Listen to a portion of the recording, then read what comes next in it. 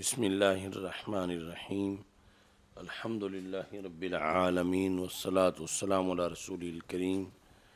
وعلی آلہ واصحابہ اجمعین۔ الدین یسر، دین آسانی ہے۔ تو یہ جملہ جو ہے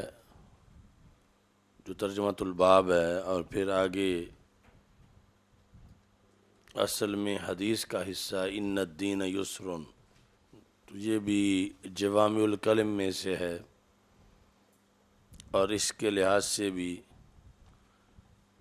بہت زیادہ فقہ الحدیث کی ضرورت ہے، ورنہ پورے دین کی خلاف ورزی معاذ اللہ اس ایک جملے سے کی جا سکتی ہے، اور پورے دین کا انکار معاذ اللہ اس ایک جملے سے کیا جا سکتا ہے۔ بس صرف اتنے لفظ پکا کے کہ رسول پاک صلی اللہ علیہ وسلم سے حضرت ابو ہریرہ رضی اللہ تعالیٰ عنہ نے روایت کیا ہے ان الدین یسر، تو ہر گمراہی جو ہے اس کا ارتکاب کیا جا سکتا ہے معاذ اللہ۔ مثال کے طور پر اگر کہیں اختلاف ہو جائے کہ 14 صدیاں گزر جانے کے بعد اب بندہ پہلے سے کہیں زیادہ مصروف ہو گیا ہے، ہر بندے کی بڑی مجبوریاں ہیں اور کاروبار کے معاملات بڑے سخت ہیں، تو معاذ اللہ 5 کی بجائے نمازیں 4 ہو جانی چاہیے۔ کیوں؟ ان الدین یسر، کہ دین آسانی ہے، یعنی 5 میں تو آسانی نہیں نظر آ رہی، اس کے مقابلے میں 4 میں آسانی ہے۔ یا پھر روزوں کے بارے میں کوئی کہے کہ روزے جو ہیں وہ اگر نصف نہیں تو کم از کم 2 اشرے کر لیے جائیں، پورا مہینہ روزہ رکھنے کی بجائے کہ ان الدین یسر، یا کہ کہے کہ چلو روزے تو ضروری ہے مگر یہ تراویح کو ختم کر دیا جائے، کم از کم لوگ رات کو آرام سے سوئیں، کیونکہ ان الدین یسر، کہ دین آسانی کا نام ہے۔ تو وہاں سے لے کر آگے داڑھی تک، امامے تک، جو بھی دین کی پابندیاں ہیں، جہاں بھی پابندی اور عدم پابندی کا مقابلہ ہو، تو جو یہ موقف رکھتے ہیں کہ یہ پابندی ہٹ جانی چاہیے، تو وہ کہیں کہ ہم تو اپنی طرف سے تو نہیں کہہ رہے، بلکہ بخاری کی حدیث ہے ان الدین یسر، کہ دین آسانی کا نام ہے۔ یعنی جو بھی طاہر القادری کی طرح یا غامدی کی طرح لوگوں کو دین کی چھٹیاں دینا چاہتے ہیں، تو وہ سارے کے سارے اس ایک ہی حدیث سے سب چھٹیاں دے سکتے ہیں کہ ان ملاؤں نے بڑی سختیاں کی ہوئی ہیں، یہ دین کے مزاج کو نہیں سمجھتے، اصل میں دین تو آسانی کا نام ہے، ان الدین یسر، یہ ہم بخاری سے دکھا سکتے ہیں۔ تو اس طرح کر کے یعنی جب تک ان الدین یسر کی جو حدود قیود ہیں وہ نہ ذہن میں ہوں، تو پھر یہ بہت سی گمراہیوں کا باعث بن سکتا ہے یہ جملہ معاذ اللہ۔ سمجھ آ رہی ہے نا سائیں؟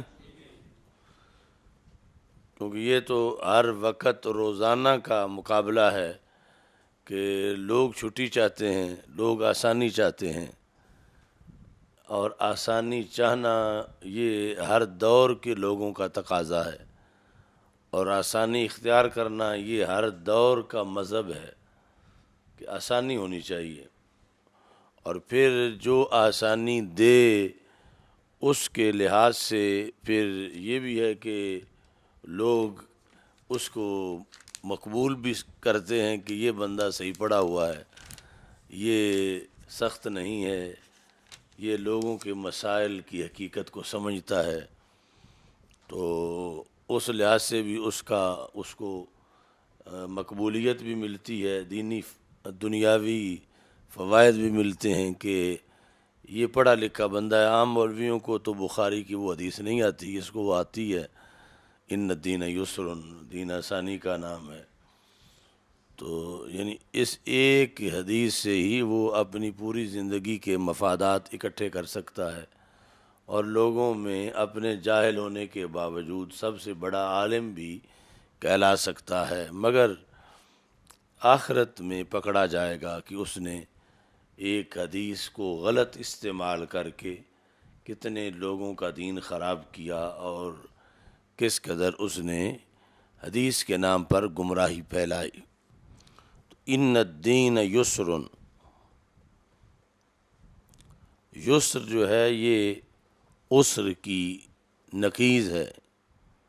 ضد ہے. ان مع العسر یسرا، تو دین آسانی ہے. اس کا پہلا مطلب یہ ہے کہ دین فی نفس ہی آسان ہے، فی ذات ہی آسان ہے. دوسرا مطلب کہ دین باقی ادیان کے مقابلے میں یہ دین یعنی دین اسلام، اس پہ عمل کرنا آسان ہے. اور یہ جو معنی ہے یہ زیادہ ظاہر ہے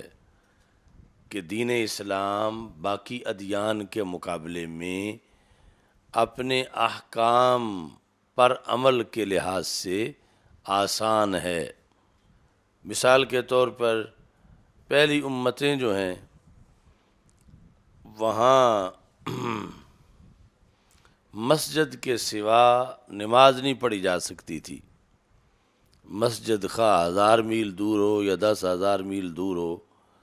اگر مسجد ملتی تو پھر کوئی نماز پڑھ سکتا تھا، ورنہ نماز نہیں پڑھ سکتا تھا.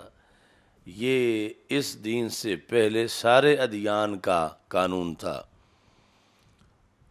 اسی واسطے وہ بخاری شریف میں جو رسول پاک صلی اللہ علیہ وسلم کے خصائص ہیں، جعلت لی الارض مسجدا و طہورا، وہاں یہ ہے کہ پہلے تو جتنی دور ہو جا کر پھر جا کے کوئی سجدہ کر سکتا تھا مسجد ڈھونڈ کے، لیکن میری امت کو جہاں بھی نماز کا وقت ہو جائے، خواہ وہ بازار میں ہوں کھیت میں ہوں، وہ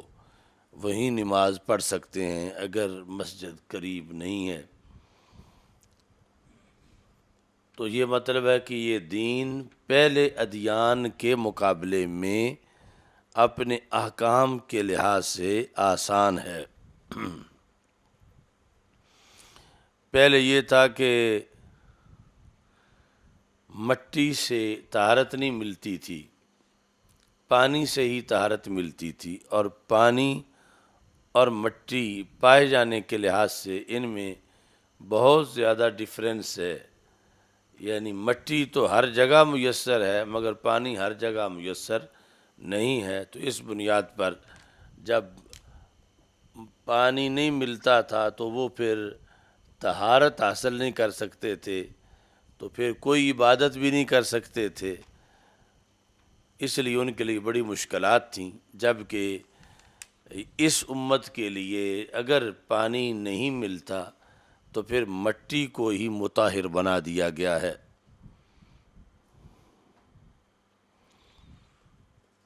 پہلی امتوں میں اگر کپڑے کو نجاست لگ جاتی تھی تو اس نجاست کو دھونے سے کپڑا پاک نہیں ہوتا تھا، بلکہ کاٹنے سے کپڑا پاک ہوتا تھا. جبکہ اس امت کے لیے آسانی ہے کہ کپڑے کو دھونے سے ہی ازالہ نجاست جب کر لیا جائے تو کپڑا پاک ہو جاتا ہے. تو لہذا ان الدین یسر،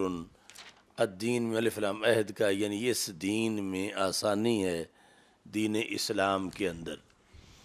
یہ عمدۃ القاری کا جو باب الدین یسر کے تحت جو حصہ ہے اس میں یہ ساری چیزیں لکھی ہوئی ہیں. اور یہ دوسری طرف انہی کو تم محاسن اسلام کے طور پر پیش کر سکتے ہو. یا انہی چیزوں کو تم آمد مصطفیٰ صلی اللہ علیہ وسلم کے جو احسانات ہیں کائنات پر اس کی شکل میں بھی پیش کر سکتے ہو، اور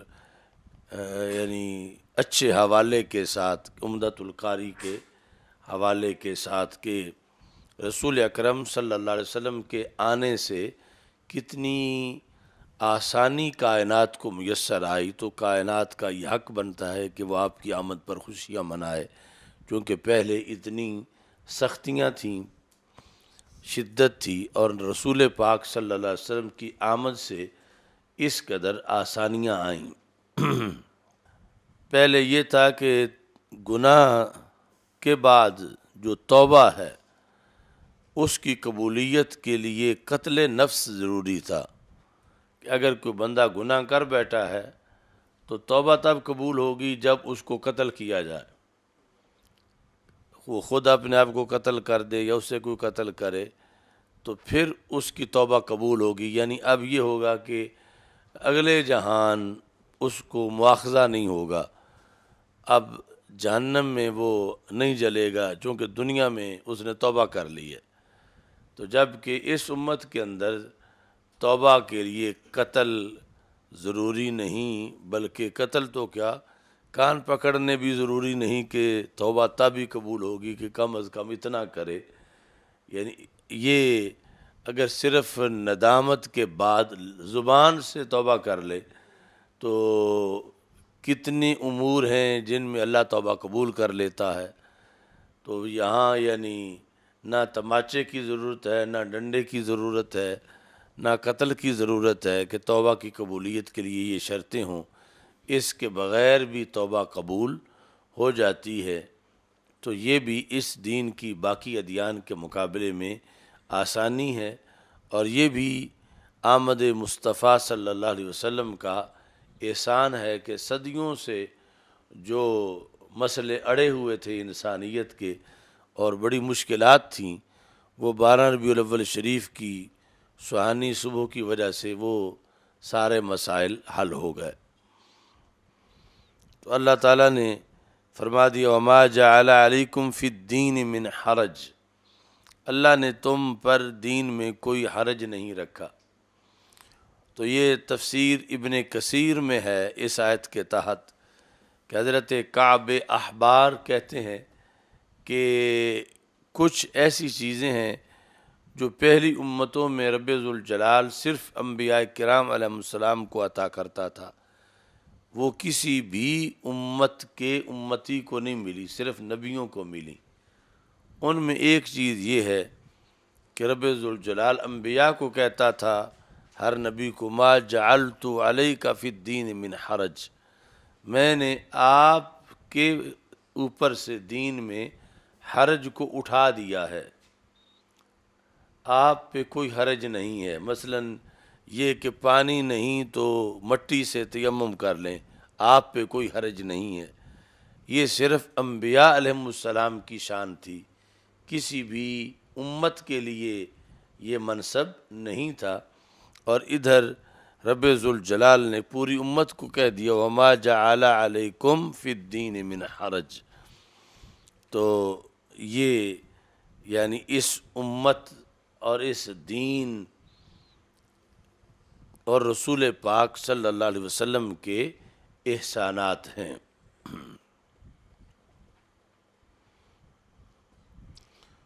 باقی جب وضاحت کریں گے تو ان الدین، دین تو لکم دینکم ولی دین، ہر کسی کے طریقے کو دین کہا جاتا ہے، لیکن ان الدین میں الف لام عہد خارجی کا ہے، یعنی مراد ہے دین اسلام۔ تو کعب احبار نے جو تفسیر ابن کثیر میں جو 3 باتیں ہیں کہ جو پہلے صرف انبیاء علیہم السلام کے مناسب تھے، لیکن اس امت کے افراد کو بھی وہ شانیں ملی،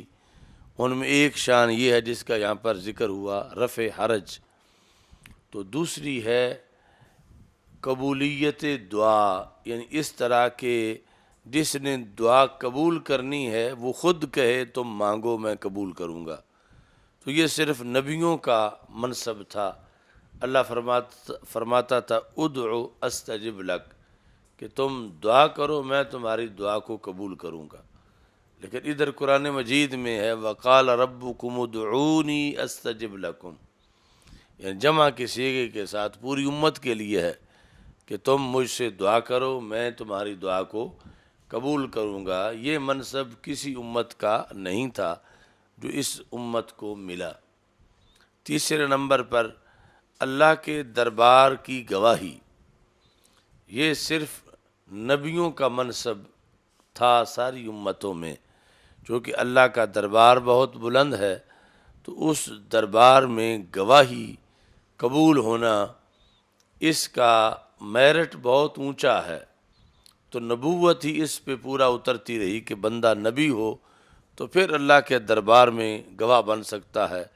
کہ جس پر کسی کا فیصلہ ہو۔ لیکن جب رسول پاک صلی اللہ علیہ وسلم نے اعلان نبوت کیا تو اس امت کو یہ شان ملی لِتَكُونُوا شُهَدَاءَ عَلَى النَّاسِ، لِتَكُونُوا جمع کا صیغہ ہے تاکہ تم سارے گواہ بن جاؤ لوگوں کے اوپر اللہ کے دربار میں۔ تو اس طرح کعب احبار نے کہا کہ یہ تین چیزیں پہلے صرف انبیاء کرام علیہم السلام کا منصب ہوا کرتا تھا، اور اب یہ رسول پاک صلی اللہ علیہ وسلم کی نسبت سے اس امت کے افراد کو بھی، یعنی خاص افراد کو بھی یہ منصب حاصل ہے۔ اب حدیث شریف حضرت ابو ہریرہ رضی اللہ تعالیٰ عنہ سے حضرت ابو سعید مقبوری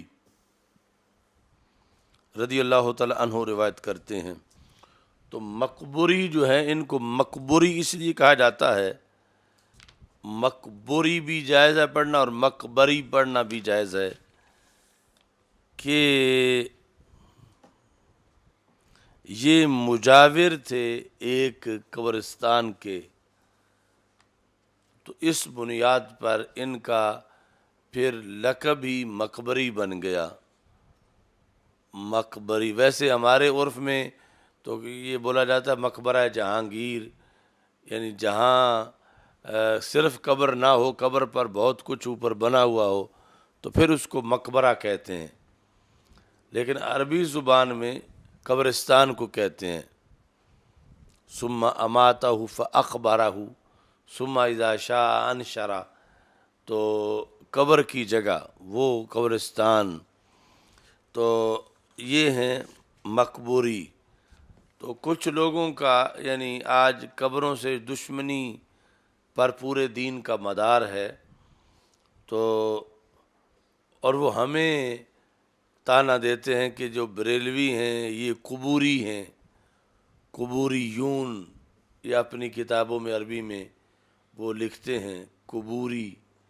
اور اردو پنجابی میں قبر پوجیے۔ تو یہ شروع سے یعنی یہ لقب بڑے لوگوں کا بھی آیا ہے، اور بطور تنقید نہیں تھا بلکہ کثرت سے قبور پر حاضری دینے کی بنیاد پر یا قبرستان کے اندر بیٹھ کے ذکر و فکر میں مصروف رہنے کی بنیاد پر مقبری کہا جاتا تھا۔ تو ان کا نام ہی یعنی حضرت ابو سعید مقبری مشہور ہے مجاورت جوار مقبرہ کے لحاظ سے۔ جس طرح کہ یہ پاکستان میں سیاستدانوں کا ایک طبقہ اب تو وہ بے حیاسی ہے شیریں مزاری، لیکن پہلے کچھ اچھے خاندان، یعنی اس خاندان کے لوگ بھی جب نورانی صاحب پارلیمنٹ میں تھے اور جن لوگوں نے اس میں ختم نبوت میں حصہ لیا، تو شیر باز مزاری اور اس طرح یہ پورا خاندان جو مزاری کہلاتا ہے، تو مزار کی نسبت سے مزاری کہلاتا، اور افغانستان کا پورا ضلع مزار شریف، یعنی یہ اس بات پر دلالت ہے کہ پرانی جو ہسٹری ہے اہل اسلام کی، اس میں قبروں سے اور قبروں کی زیارت سے اور مزار سے وہ نفرت نہیں تھی جو نفرت وہابی تحریک نے پیدا کی، کیونکہ پہلے مقبری بھی تھے اور مزاری بھی تھے، اور اب آ کر یہ شعبہ انہوں نے نیا شروع کیا ہے۔ اچھا جی، ان الدین یسر ولن یشاد الدین احد الا غلبہ، اور کبھی بھی کوئی دین سے مقابلہ نہیں کرے گا مگر دین اس پہ غالب آ جائے گا۔ مثلا یہ ہے کہ اس میں ایک تو یہ ہے کہ اس کو معلوم پڑا جائے، دوسرا یہ ہے کہ مجہول پڑا جائے۔ اگر معلوم پڑا جائے تو ہوگا یشاددو، شاددہ یشاددو، آگے الدینہ مفعول بھی ہوگا، اور یشاددو پھر دو حرف ایک جنس کے ہیں، پہلے کو ساکن کریں گے دوسرے میں ادغام کریں گے، یشادو بن جائے گا، لن یشاد الدین۔ اور دوسرا یہ ہے کہ اس کو مجہول پڑھا جائے اور پھر دین کو مرفوع پڑھا جائے، یشاد الدین، اور اوپر جو ہے وہ لن ناصبہ آئے گا تو لن یشاد الدین اس کو پڑھا جائے گا۔ یعنی کوئی بندہ یہ کہے کہ میں روزانہ رات 1000 نفل پڑھوں گا، تو آخر یہ تھک جائے گا، دین کو تو کچھ نہیں ہوگا۔ تو یہ جتنی بھی شدت اختیار کرے، دین جو ہے وہ اللہ کے ثواب میں بھی کوئی کمی نہیں آئے گی دیتے ہوئے کہ ابھی اتنے زیادہ پڑھے ہیں تو کوئی کمی آ جائے۔ تو اس لیے جو ہے وہ یہ کہا گیا کہ جو بھی دین کے ساتھ مقابلہ کرے گا دین اس پہ غالب آ جائے گا۔ فسددوا، تو اس بنیاد پر پھر تم اس طرح کرو کہ تم تسدید کا مقام حاصل کرو، یعنی تم سیدھے سیدھے رہو، جتنا آسانی کے ساتھ تم دین پہ عمل کر سکو، اور اس کے ساتھ وقاربو، عبادت میں قربت اختیار کرو، اور ابشرو، خوشخبری سناؤ، وستعینوا بالغدوۃ والروح، اور مدد حاصل کرو۔ یہ بھی ہماری اس پر دلیل ہے کہ عبادت اور استعانت ایک جیسی نہیں ہے۔ عبادت کی تو ایک ہی قسم ہے کہ عبادت صرف اللہ کی ہے، غیر اللہ کی نہیں ہے، لیکن استعانت کی دو قسمیں ہیں، حقیقتاً اللہ سے ہے، مجازاً اللہ کے غیر سے بھی ہے۔ جس طرح اب یہاں وَاسْتَعِینُوا بِالْغُدْوَةِ وَالرَّوْحَةِ، غدوہ اور روحہ سے مدد حاصل کرو۔ اب غدوہ اور روحہ جو ہے یہ اللہ نہیں ہیں بلکہ غیر اللہ ہیں، اور ان سے مدد حاصل کرنے کا حکم دیا گیا۔ وَشَيْءٍ مِّنَ الدُّلْجَةِ، اس کا عطف جو ہے وہ غدوہ پر ہے کہ کچھ اندھیرے سے بھی مدد حاصل کرو۔ اب اس کی مزید وضاحت جو ہے وہ ان الفاظ کے لحاظ سے تو انہوں نے کیا لن یشاد الدین کا الکوثر الجاری میں کہ من یبالغ فی الطاعت ویتکلف فوق طاعتہ یعجز عن قریب، کہ جو اپنی طاقت سے بڑھ کر اطاعت کرتا ہے، عبادت کرتا ہے، جلدی پھر رہ جاتا ہے۔ تو لن یشاد الدین الا غلبہ، کہ جو بھی دین پر غالب آنے کی کوشش کرے گا، مطلب یہ ہے کہ جو بھی اپنی بساط سے بڑھ کر دین پہ عمل کرے گا تو دین اس پہ غالب آ جائے گا۔ جو اپنی بساط سے بڑھ کر دین پر عمل کرے گا تو دین اس پر غالب آ جائے گا۔ تو سددو کا مطلب ہے کہ دین میں استقامت طلب کرو، میانہ روی۔ سددو کا معنی کیا کرنا ہے؟ میانہ روی اختیار کرو، نہ گھٹ نہ ود، میانہ روی۔ وقاربو، اس کا معنی بھی سددو کے قریب قریب ہے کہ عبادت میں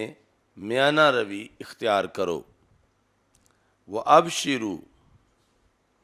لوگوں کو خوشخبری سناؤ۔ اب یہ ابشروا جو ہے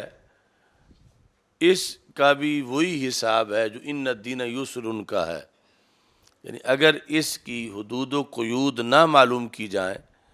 تو پھر یہ ایک جملہ ہی کافی ہے جس سے معاذ اللہ دین کا بڑا نقصان ہو سکتا ہے۔ مثلا یہ مفتی مبشر کیلانی صاحب جو ہیں، یہ مسند افتاء پر موجود ہیں، تو جو بندہ بھی آتا ہے ان کے پاس کہ مثلا قسطوں کی تجارت جائز ہے یا ناجائز ہے،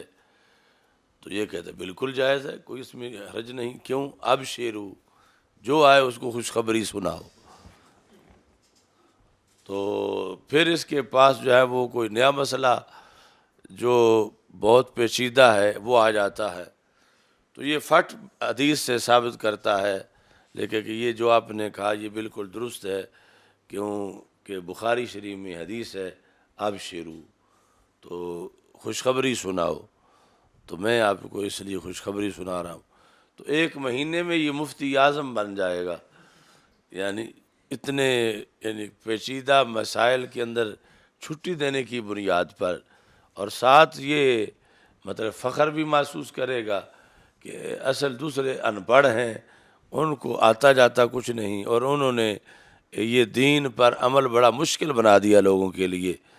اور دین بڑا آسان ہے، اور ساتھ دین میں یہ خوشخبری سناؤ۔ تو یہ یعنی جو حکم دے رہے ہوں گے مثلا تقوی و طہارت کے لحاظ سے سختی کا، تو یہ پھر ساتھ دبے لفظوں میں کہہ دے گا کہ یہ جو مفتی احمد رضا صاحب ہیں یہ اصل میں اچھوت قسم کے، یہ ان کو جہاں دیدہ نہیں ہے، اور یہ پرانی سوچ ان کی ہے،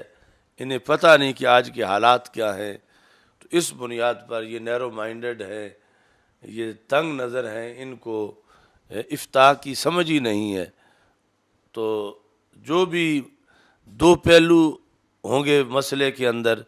ایک ہوگا سختی والا، دوسرا نرمی والا، تو یہ ایسی منڈی لگائے گا کہ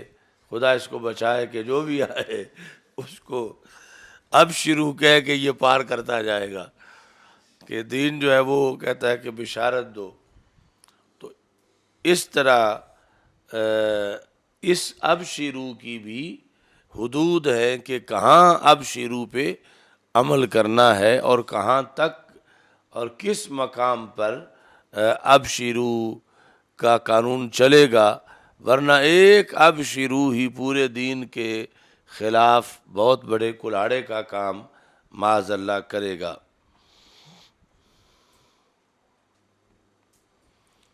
تو اب شروع یہ ہے کہ مثلا شدید گرمی ہے اور سین میں ہوا لگ رہی ہے اصل رات کے وقت، اور سین مسجد کا ہے اور اعتکاف والے اندر پنکھے کے بغیر گرمی میں بیٹھے ہوئے ہیں، تو اس سے پوچھیں کہ کیا باہر سین میں بیٹھ جائیں، تو یہ کہے کہ ہاں سین میں بیٹھ جاؤ، کیونکہ مسجد کے اندر ہی ہو، تم مسجد سے باہر تو نہیں نکل رہے، تو وہاں یہ نہ ہو کہ سٹینڈ ہے یا نہیں اندر ہی پگھلنا ہے، کہ باہر جو ہے وہ اگر تم نے باہر بیٹھ کے سین میں ہوائیں لینی ہے تو اعتکاف کس چیز کا ہے؟ تو مطلب سین مسجد کا وہ جو ملک مسجد سے ہے وہ مراد نہ ہو، عین مسجد جو سین ہے تو وہاں بیٹھنے کی جب وہ اجازت مانگ رہے ہیں تو اب شروع یہ ان کو خوشخبری سنائے، اور اس طرح کے مسائل کے لحاظ سے وَاسْتَعِینُوا بِالْغَدْوَةِ، غدوہ فتح غین کے ساتھ، والروحہ، غدوہ اصل میں کہتے ہیں صبح صادق کے طلوع ہونے سے لے کر شمس کے طلوع ہونے تک، یہ غدوہ ہے، اور روحہ ہے زوال سے لے کر شام آنے تک، اور کبھی یہ مطلقاً وقت کے لیے بھی استعمال ہوتا ہے۔ تو مطلب یہ ہے کہ ان اوقات میں بندگی کر کے فرض مکمل کرنے میں مدد حاصل کرو، ان اوقات کے اندر عبادت کی بنیاد پر۔ دلجہ، اس سے بھی مدد حاصل کرو، مثلا کسی نے سفر کرنا ہے تو وہ ابھی کچھ اندھیرا باقی ہو تو سفر شروع کر لے، تو یہ شیء من الدلجہ، پورا اندھیرا ہو پھر تو رات کے خطرات ہیں اس سے روکا گیا ہے، لیکن کچھ ابھی اندھیرا باقی ہے اور اس نے ڈیرے پہ جانا ہے یا کام کاج کے لیے نکلنا ہے، تو یہ حکم ہے کہ اس میں بھی تمہارے لیے آسانی ہوگی اس دلجہ کے اندر۔ تو یہ پوری حدیث جو ہے وہ جو اسلام میں میانہ روی کی فضیلت ہے اس پر آپ بیان کر سکتے ہیں، میانہ روی کے فضائل کے بارے میں۔ باقی یہ کہ عبادت کے لیے زیادہ اہم وقت وہ ہے کہ جس میں بندے کا جسم جو ہے وہ خوشگوار حالت میں ہو، تو وہ دن کا پہلا حصہ اور دن کا پچھلا حصہ۔ چلو